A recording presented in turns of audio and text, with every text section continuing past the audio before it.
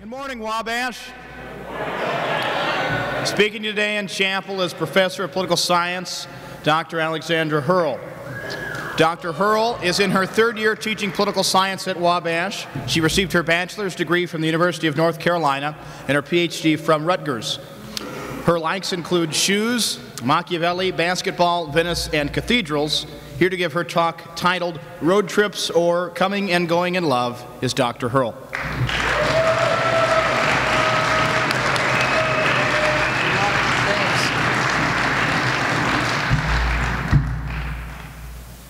Hi, everyone. So it's been a while since I stood up here. I'm not nearly as nervous as I was that time. I didn't consider faking my own death to get out of giving this talk, but this one presented a major challenge for me. It took weeks of searching through thousands and thousands and thousands of, literally thousands of pairs of shoes to find ones I wanted to wear today. I was really worried that I wouldn't be able to find anything, I would disappoint my public, render this entire thing pointless, because if I'm not going to wear crazy shoes, what is the point of me giving a chapel talk anyway? But when I was about to give up, I reminded myself that always means always, and by God, I spent more time on the internet looking at the next page of shoes, and then the next page of shoes, and then I found a pair. And they're great, they're red, they have chains on them, it's very exciting. At this time, I would tell you to mark shoes off your Hoerl Chapel Talk bingo cards, but that would be like telling you to mark off the free space, so there's really no point there either. Now that I have followed the lead of at least 3 other speakers this year and given an obligatory shout out to my shoes, I must proceed to business. I have a lot that I want to say, and I feel like Gandalf when he says in the film The Two Towers, 300 lives of men I have walked this earth, and now I have no time. As I pondered the things that I wanted to say to all of you who would be assembled in this space at this moment, I realized that I could not possibly have enough time, and I daydreamed and wished for some few more road trips and the precious hours of conversation that they've given me with you guys over the years.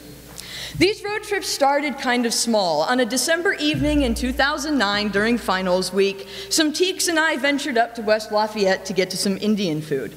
We were in Luther's car, which he told me after I buckled myself in the passenger seat, had a mechanical issue or issues, I can't remember which, and I wondered to myself if I was insane for doing this, if I was going to die doing this, and if I should have drawn up a last will and testament so that I would know that if I did meet my demise on 2/31, my shoes and my books would go to loving homes. So I did not meet my demise, obviously, unless I actually did, and I'm some sort of alien body snatcher type, whatever. You know, I'm still here, and I've made the trips to West Lafayette and Indianapolis numerous times with numerous people. I was in Indy last night, I'll be in West Lafayette tonight, I'm going back to Indy on Saturday. You know, it's become a fairly regular thing. The most infamous of these trips also involves the then sophomore, now graduating teaks, and occurred during finals week of the spring 2010 semester. A number of you have heard some version of this story, so I will not belabor it, but to put it bluntly, a nameless, anonymous teak had to pull over his car on the side of Highway 74 because he had run out of gas on the way back. Really, really, honestly.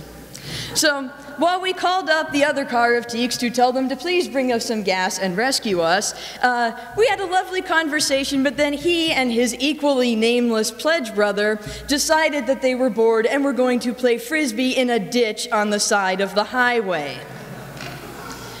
I let this go on for a few minutes, realized that this could be, you know, a fairly tragic ending to this story, and told them to get back in the car. I put a word between, you know, get back in and the car that I cannot repeat here because the dean informed me he would be watching my chapel talk on YouTube, so I probably better behave myself, but, you know, let your imagination fly. Later that evening, it hit me with profound clarity that those sophomores would become seniors and I would have to say goodbye to them. And I knew even back then in April of 2010 that it was going to be hard. And here we are, almost at that moment, and it's going to be hard. But we'll get back to that a little bit later. So eventually my road trip started to cross state lines, which was good and cool. But they also brought me to Ohio, which sucks.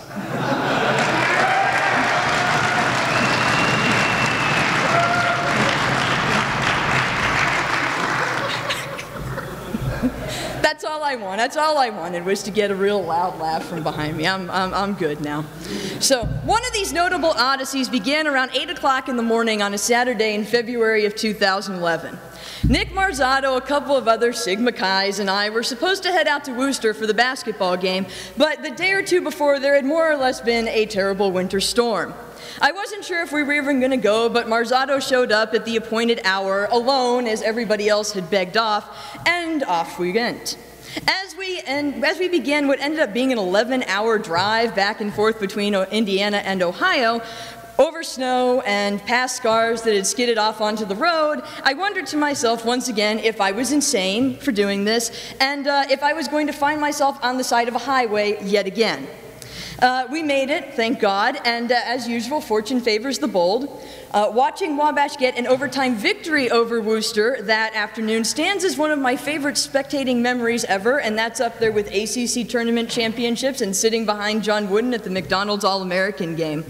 There were about 10 or 12 of us brave Wabash fans there, and we were stupendously, obnoxiously loud. I guess the danger of our journey had emboldened us. I will never forget how the Worcester people stared at us. They weren't angry, they were just confused. And I've also heard a story, which I really, really hope is true, that their AD even wrote Bambry about us and said we had been doing cheerleader gymnastics or something, which was actually not true. But the whole thing, glorious. Drive back home over the snow and ice, not nearly as insane as it had seemed that morning. This year, I had the glorious honor of making multiple forays into Ohio. I went back to Worcester for the football home opener, and our strange trip back to Indiana took us to the lovely town of Ada, which is the home of the very cute Ohio Northern Polar Bear mascot, and virtually nothing else. That trip ended with a thought-provoking and, for me, very emotional discussion of September 11th, since it had become September 11th about an hour before we got back to Crawfordsville. I also went to the Mount Union game. Dr. Rogers and I pulled faculty rank and made 3 students do the trip in the backseat of a Prius. We actually drove past John Pachter and Brad Johnson while we were going up to Columbus, and we pulled up next to them on 70 and tried to get their attention by honking at their car, and more or less scared them half to death. So the random honking not working, we decided that we would text the Teeks for Pachter's number so that we could arrange a dinner in Columbus. We texted 3 or 4 Teeks, got back 5 different numbers for Pachter, and actually eventually ended up getting into contact with them. So we pull up into Columbus, and Dr. Rogers backs over the foot of one of the students, but fortunately he backed over his foot with a Prius, so no actual damage was done.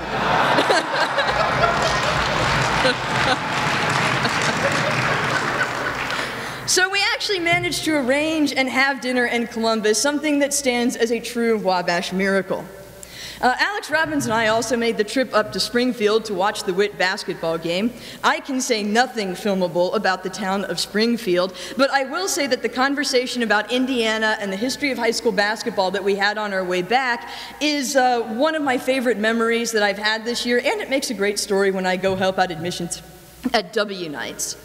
So in summer of 2010, I went international. 2 students spent 6 weeks with me in Italy while I was doing work on my book. And I still remember buckling up for the plane flight over to Europe and being absolutely certain, not wondering, this time I had gone complete, I'd lost my mind. What was I doing? It was a little bit bumpy at times, but the memories and glories of the mayor, 3 euro pizza, Signore Torre, the Palio, and searching out or avoiding the Jersey Shore cast, these things will live on in my memories forever. Ian and I did not run into them nearly as much as Tyler because Ian and I spent every day going to the library. So not a place you're gonna run into Snooki, you see. So. Almost exactly a month ago today, I returned from an immersion trip with my Machiavelli class. That was a trip of many incredible moments, but my favorite was the discussion we had about our class material in a room off of what had been Machiavelli's own kitchen. That is a day that remains one of my most precious teaching memories to date. Okay, I'm done with sort of opening story time here. I'm not just up here to tell stories, but I wasn't kidding at the beginning. I have a million things I want to say, and it's been very difficult for me to articulate an elegant thesis. I want to do everything to talking about my experiences with anger in my 20s and why you should not follow my example, to talking about why I'm unhappy about ACC expansion, and I'm not talking about the one that just happened, I'm talking about the one that happened 10 years ago. I'm still angry about it. And to tell you why you should travel and, really appreciate road trips. And that's the theme that kind of helps me tie all of this together. I didn't travel much before I came to Wabash, and that's a funny thing for someone to say who moved 13 times before coming to Crawfordsville when I was 28 years old. I guess the prospect of maybe putting down some more long-term roots unearthed a new drive in me. Like most people, I found travel to be illuminating, and actually more so, I think, than just moving around. Travel takes you out of your element while promising an eventual return to your element. Moving out just changes you to forces you to change your idea of what your element is. Since you're aware while traveling that you'll eventually return to your element, you try to adopt parts of the element you find yourself in, but you never really leave your old element or your old self behind. I think that this provides a useful opportunity for what Professor Tolkien, following Aristotle, would call the process of recognition and recovery. When sharp attention is drawn to the ways that you suddenly no longer precisely fit in with those around you, you are more likely to think clearly about those differences and whether or not you ought to make changes to yourself. However, this process of separating from your normal self and waiting to recombine with it, being fully aware that that process can go awry, can be just as scary as the process of leaving yourself behind in a move, especially if you're traveling alone, as I learned on my first overseas trip ever, which was my summer 2010 trip to Italy. I started the trip under the aegis of Dr. Cook and the alumni group he was leading through Tuscany, and while I was with them, life was good. One morning, Dr. Blix and I had coffee in the shadow of the Duomo while we just talked about life. Again, one of my most pleasant memories. When Dr. Cook told me the night that they took leave of me, while we were digesting a stunning dinner at the city's oldest restaurant, that I would have such a good time in Florence, I vigorously concurred, for how could he possibly be wrong? It is at this point where I say that before I continue, I am not exactly proud of all the feelings and reactions that I'm about to share with you in this talk. Reflecting on myself in composing this has been a bit embarrassing, but I guess one of the key lessons of this talk is that if a person who can be as silly and fearful and insecure and as immature as I was and I have been is able to navigate through life without totally wrecking the ship, then there's probably hope for all of us here. Not more than 48 hours after Cook left me with that hopeful phrase in my ears, I was mired in existential misery and stayed that way for the remainder of my trip. My only respite was going to see Cook in Siena on the 4th of July. It took only 2 days of bumbling around Florence with my virtually non-existent Italian for me to learn something most unsettling about myself. I like to think of myself as a woman in command who handles her business and gets things done. But I realized very quickly that this power of mine comes almost exclusively from my ability to control language. I don't know how to fight, I don't know how to use weapons, I don't have enough money to bribe my way through situations. When I find myself in an element where my skill with English is useless, my feeling of powerlessness, which I spent the entirety of my 20s trying to get away from, shook me profoundly because it forced me to think about whether or not the command I thought I had achieved was illusory or fragile, and that was not a conversation I particularly wished to have with myself. My one joy in Florence that summer was eating a sandwich for dinner every night in the Piazza della Signoria because I could sit and quietly observe without having to talk to anyone. However, one night when I was there alone, 2 men started to bother me, and I lacked the skills to tell them to go away and to assert myself with the power that I am accustomed to asserting myself with. And this impotence was so humiliating to me, I could not bring myself to sit in the piazza again for the remainder of the trip. I was so happy to find myself on that plane back to the United States. But now the words of Cook echoed bitterly in my ears because before I had left, I had promised students that I would try for a research trip for Florence for the following summer. But when I got back to the United States, I never wanted to see Tuscany again. I told you, not proud of this stuff. But anyway, a trip to France in 2011, just before in March, helped my confidence with international travel, but this summer trip loomed, and this time I was going to be responsible for 2 other people. However, it didn't take me long to realize that I had been looking at this the wrong way. Our Italy group was a team effort. I took the lead on a lot of stuff, but Tyler and Ian did chores, cooked, cleaned, helped find places to eat, helped decide on activities to do. Furthermore, when I'd had a bad day at the library, or was about to lose it over the crappy internet key not loading the library catalog, or was about to lose it over finding an open internet cafe to print something, or whatever, they were there with a joke or a song to sing. We like to sing 90s country. Ian did not stab us in our sleep, which was very kind of him, or simply to just converse with. If my first trip to Florence disabused me of the notion that I had complete command over myself, my second trip disabused me of the notion that there is shame in dependence, and it amplified the lessons that I had already learned on my earlier road trips with you all, closer to home. Traveling is infinitely more pleasant when you have companions, and you can all revel in and reflect on your mutual dependence together. Like I said, I did an immersion trip in Florence with my Machiavelli seminar this past month. My Italian and my map reading abilities have improved since 2010, though this is not saying much in either case, and so is my sense of command. Still, that doesn't mean that I wanted to go it alone. It was a joy to have such wonderful companions to help process the experiences. And those road trip parts were precious ones, sitting on trains and planes and buses, waiting for the next train or plane or bus to come. We played with ideas. We processed our thoughts. We synthesized the experiences and everything that we said and done. Or the guy slept. It was one of the two. I was even able to reclaim my piazza. On our last night in the city, we took pictures with a statue of Machiavelli, and to get back to our hotels, we had to cross through the Piazza della Signoria, where I had allowed myself to be humiliated 2 years prior. I turned back for one last look. The piazza was nearly empty, and as classical music from some unseen speakers swelled up, I was struck with pride because I had responded to and improved myself in the wake of my humiliation there. I was struck with gratitude for the fellow travelers who had given me the courage and companionship that helped me improve myself. And I was struck with wonder at the sheer beauty of the stars and moon framing the palace. I started to get a bit misty-eyed. Ricardo Aguirre was astute enough to pick up on this, and at his behest, the entire group came over and gave me a big group hug right there where the piazza connects with one of the main streets of the city. That they reciprocated and were not afraid to let me lean on them, even if just for a moment, meant more to me than I could express. In the end, Bill Cook, as usual, was right. I love Tuscany, and road trips and the people who came along with me helped me learn to love it.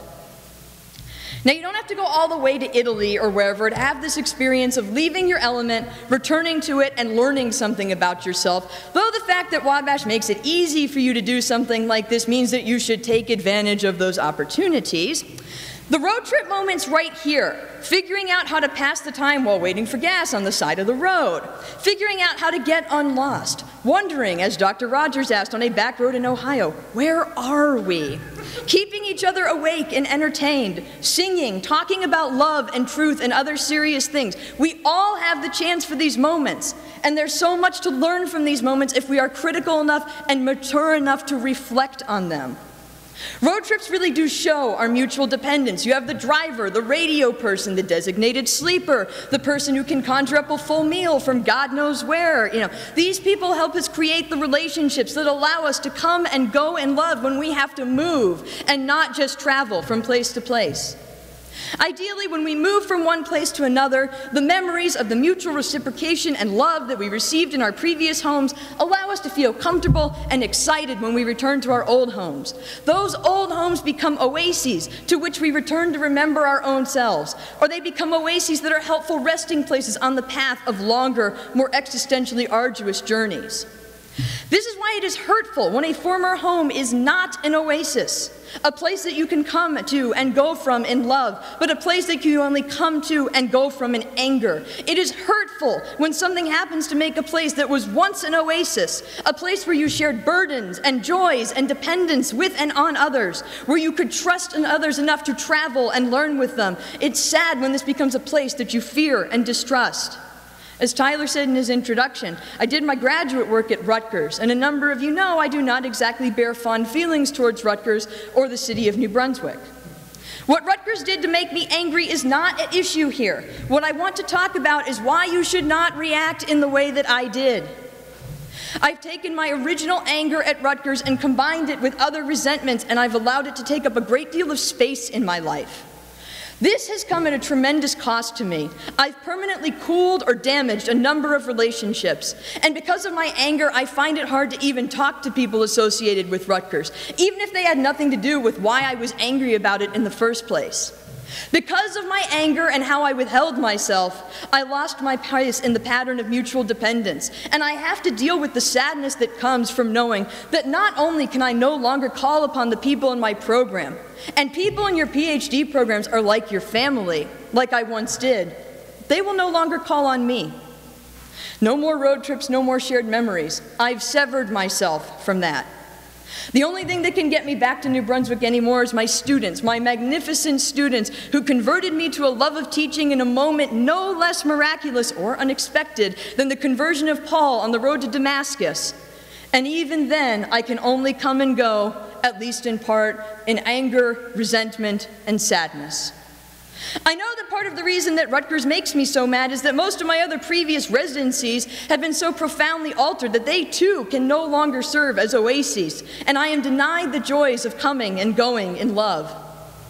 Many of you guys are also from the region, and I know that at least one person here was born in the same hospital that I was born in, but the region of 1981 bears no resemblance to the region of 1991 or 2001 or 2011. Kathleen, the old woman who walked her dog and said hello to me and my dad when I was a little girl in Worcester, Massachusetts, is surely very old, if not now dead. Most of the barns and fields that I rode in when I was a little girl in Georgia are subdivisions and malls now. I lived in Missouri for so short a time that I was but dust, and there are few who even recall that I was there. The Alderman Residence Hall, where I lived and held court at the University of North Carolina, went co-ed right after I graduated, and Franklin Street keeps ever changing. Then the ACC went ahead and put the nail in the coffin of my college years by expanding the freaking conference and absolutely destroying what ACC basketball meant as a cultural experience. I'm not kidding. Do not get me started on this. There will be anger. Yeah. One day I will give my Why I Hate the NCAA chapel talk. I swear, I promise. Yeah. What now passes for ACC basketball, it's not what I grew up with. It's not what was an important part of my college experience, and it too is no longer a thing I can come to or go from in love. Rutgers was my one shot for an oasis. A place that would be a touchstone for me when I moved around, a place that could offer the comforts of home without the duties of home, a place where I would create loving, mutually dependent relationships that would allow me to come and go in love as life took me to bigger, better places. It was going to be my academic family that trained and nurtured me, and I was going to stay in touch with my professors and provide mentoring for the graduate students who came after me and network with the professors who replaced my mentors when they retired. I was going to go to the Rutgers reception at the national conference. I was going to visit Hickman Hall, say hello, and be smiled at there. Rutgers was about the people, not the physical space, which is why it was going to finally be that oasis for me. And it was all going perfectly until the last Tuesday in March of my third year there, when it all went to hell and I became so angry that I lost myself.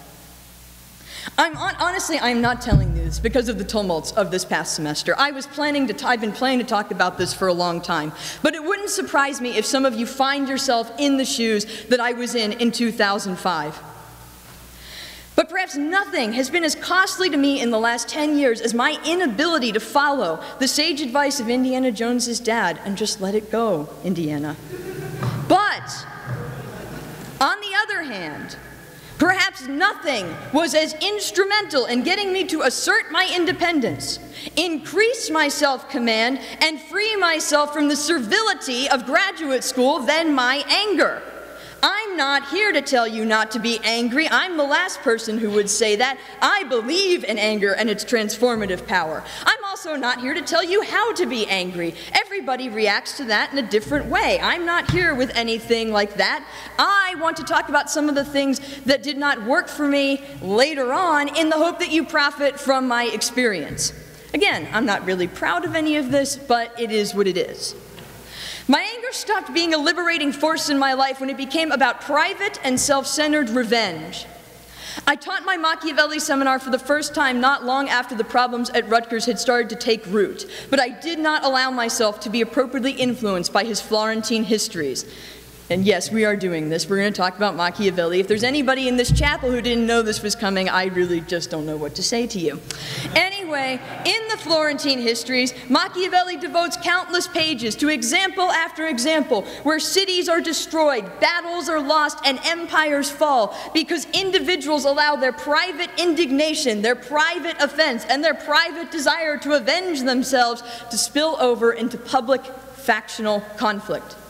Whether Machiavelli is talking about the infighting of the Cancelleri in Pistoia, the Bentivogli and Canesci in Bologna, or the Florentine divisions of Uberti versus Buondelmonte, or Donati versus Cerci, or Albizzi versus Ricci, or Medici versus Pazzi, or I could go on.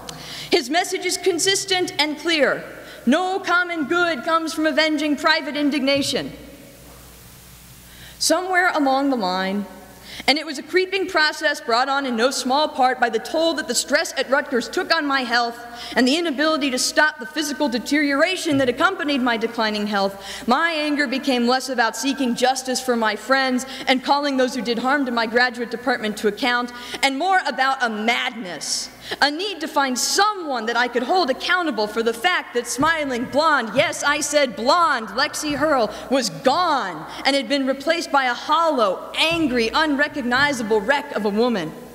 I couldn't and still can't talk rationally about certain people or incidents, and I still allow myself to be given over to stupid, wasteful fantasies where I publicly take the people I'm angry at to task for what they did. But my God, I've been angry at them for so long, I don't actually remember why I'm really mad at them. I just know that I'm enraged.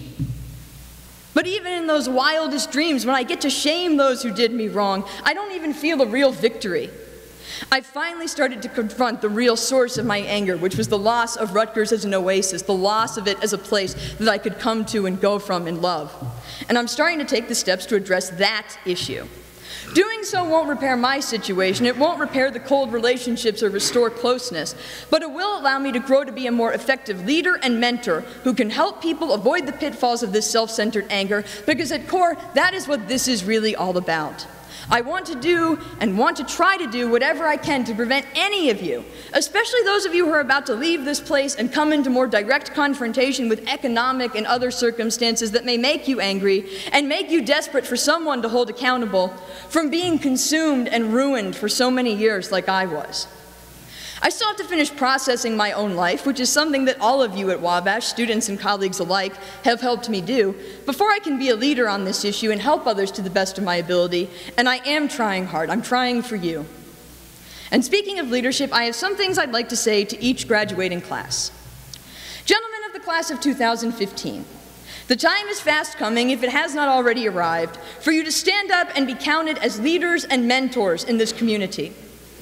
Next year, you are going to be in a uniquely advantageous position, which I'll talk about when I address the seniors, to show the new folks, the new faculty, the new coaches, the new staff, the way around this place.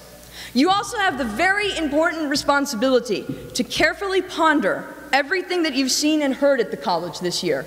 Because when you are upperclassmen, the freshmen and sophomores are going to be in desperate need of your guidance and your memory to help them make good decisions. I've enjoyed meeting a lot of you over this year and having a lot of you in class this year, and I have no doubt that you will collectively prove to be worthy stewards of things.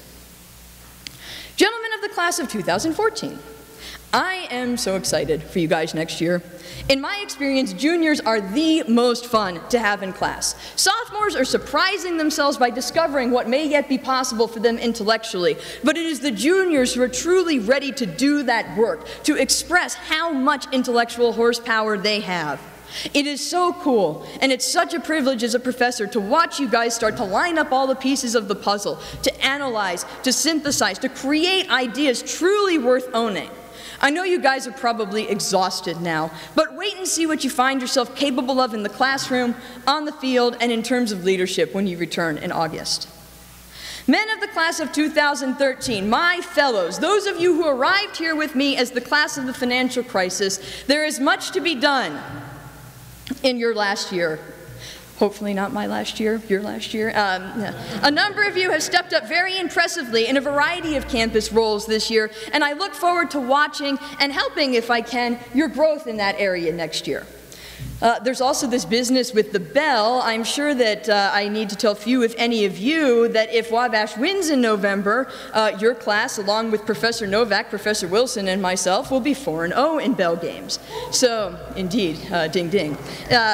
Men of the class of 2013, allow yourself to be called to excellence by everything that the bell represents to this campus, and show Wabash that a group that arrived here in the shadow of a crisis can rise up to leave it in remarkable triumph.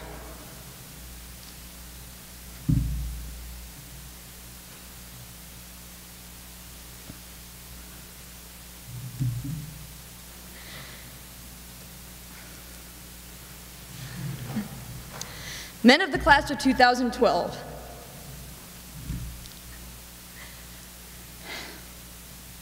you are almost but not quite done.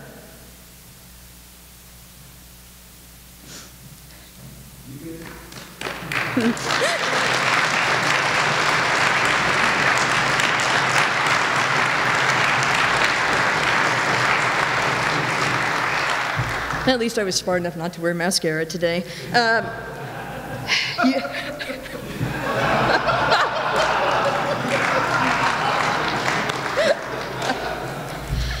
You guys don't really need me to tell you that it's been a hell of a tenure for you guys. You guys have been processing the weightiest, most difficult, and saddest types of events ever since your first semester on this campus, and you began to assume leadership roles around here fairly early. I know you guys are tired, and you're anxious about what's going to happen after graduation, and you're, by necessity, starting to step away from the campus. But I think that we need your leadership, your mental engagement, and your memory of things for just a little while longer. I had been trying to think of a version of what I'm about to say for almost 2 years. Ever since that night when Coonsey stranded me on 74. That's okay. The words aren't right. I don't know if I could ever get them right. But I trust that the intensity and the authenticity of my sentiment will carry me through, even if elegance cannot. Fall 2009 was a terrifying time for me to be a new faculty member. The college was reducing faculty. I didn't know if I fit in at all with the administration's plans for Wabash. I was team teaching with the towering legend that I was supposed to replace, as if you replace someone like Melissa Butler.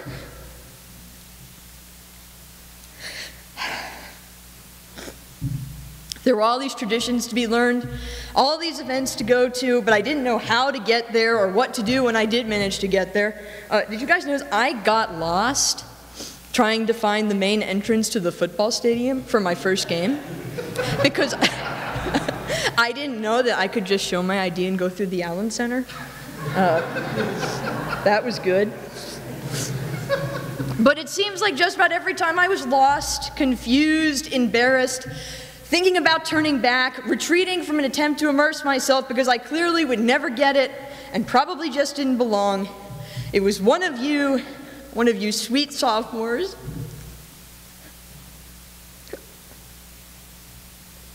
were still new enough to this campus to be fascinated by things, to be happy to share them with me, who were there to pull me in, to turn me in the right direction, to once or twice literally push me into the fray, to suggest that maybe, just maybe, I might belong here.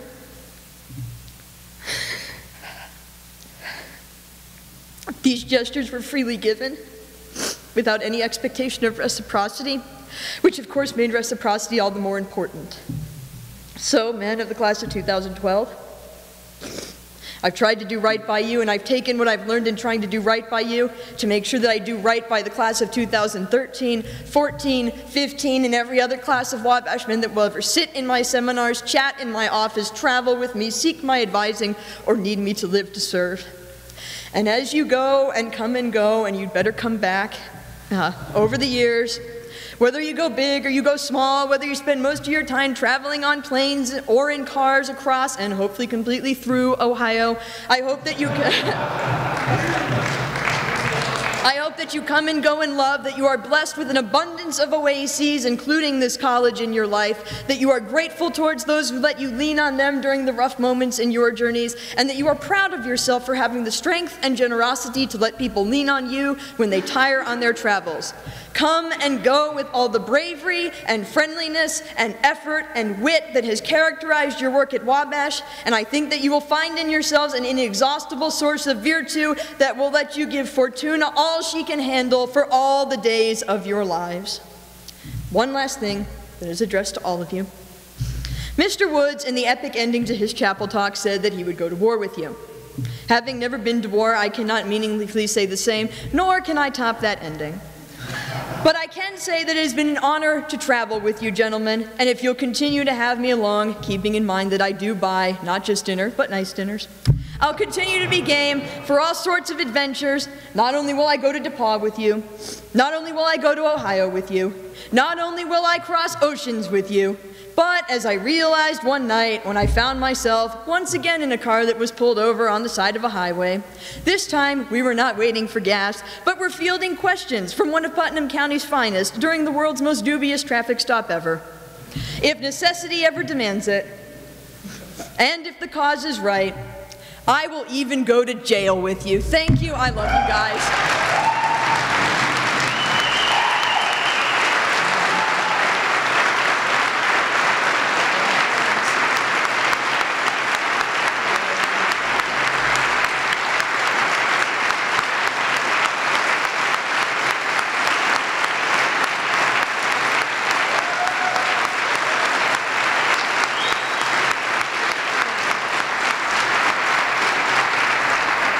I have to thank another member of the class of 2012 for giving me this when I said I was nervous. So there, thank you, Ike, yes.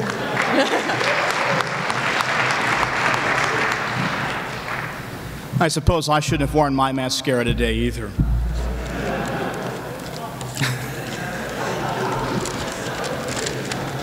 A couple of announcements.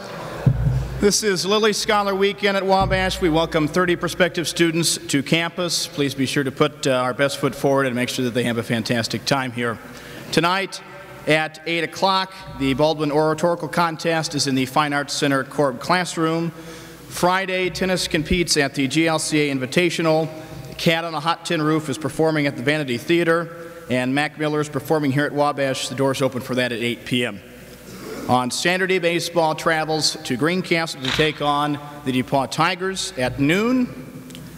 Golf is at Rose-Hulman and track is at Franklin. On Sunday, baseball and golf continue their matches and games against DePaul and Rose-Hulman. At this time, please rise and sing Old Wabash. From the hills of Maine to west, land where the clouds blow, the gloomy shade of the north, the vine lights up. There's an angel near the color we cheer wherever we find glowing. And cheers shall rise from all the eyes that close the evening. When the day is down the western sun is painting a flash of glory. Across the skies, the mortgage dies, the color we love so well. We love the citizen shadows, glitter, breezes,